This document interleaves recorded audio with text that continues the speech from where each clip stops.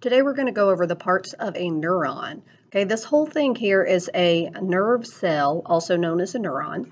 If we look at these areas here, these are called the dendrites. Their job is to receive information. This round portion of the cell is the cell body, and it contains all of the organelles. Okay, this long tail that we see on a neuron is called the axon.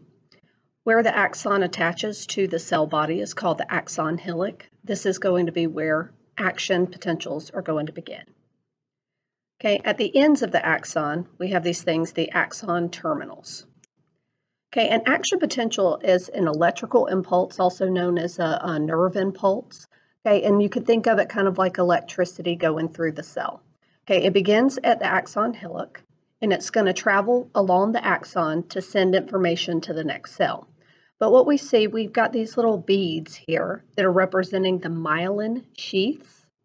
Okay, and any space in between the myelin sheaths are called the nodes of Ranvier. Okay, these together are going to help the nerve impulse, the action potential travel faster through the neuron, because basically the myelin sheath acts as an insulator. It covers sections of the neuron.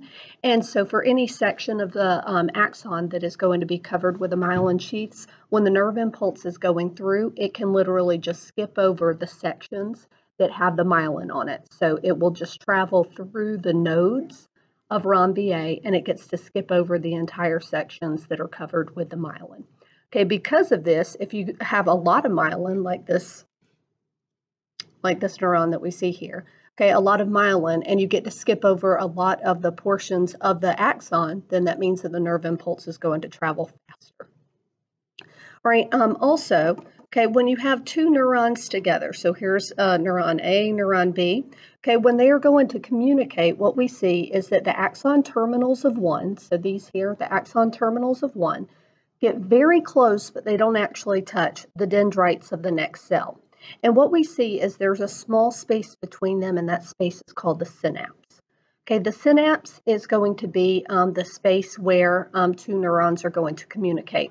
So that electrical signal that was going through the axon and traveling through the neuron, okay, once it gets to the axon terminals, it's not able to continue that to the next cell. So what we see is once the electrical signal gets to the axon terminals of one, it will cause these axon terminals to release chemicals called neurotransmitters.